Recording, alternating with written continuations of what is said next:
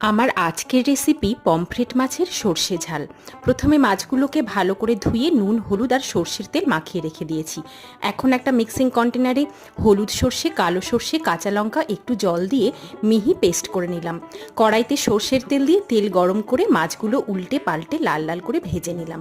মাছ ভেজে অন্য পাত্রে উঠিয়ে নেওয়ার পর ওই একই তেলে কালো জিরে আর একটা শুকনো লঙ্কা ফোড়ন দিয়ে ফোড়নটা একটু ভেজে নিয়ে দিয়ে দিলাম পেঁয়াজ কুচি।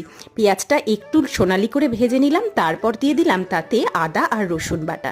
এখানে 2 ভাগ রসুন আর 1 ভাগ আদা আছে। আদা রসুন বাটাটা ভালো করে কষিয়ে নিয়ে দিয়ে দিলাম লবণ, হলুদ আর কাশ্মীরি লঙ্কার গুঁড়ো। সামান্য জল দিয়ে ভালো করে কষিয়ে নিয়ে বেটে রাখা সর্ষে বাটাটা দিয়ে হাই ফ্লেমে কষিয়ে নিয়ে দিয়ে দিলাম ঝোলের প্রয়োজন অনুযায়ী জল। তারপর ঝোল ফুটে উঠলে ভেজে রাখা মাছগুলো একে একে সব দিয়ে ওপর থেকে কাঁচা লঙ্কা আর ধনেপাতা কুচি ছড়িয়ে দিয়ে রেডি হয়ে গেল দুর্দান্ত স্বাদের আমার আজকের রেসিপিটি।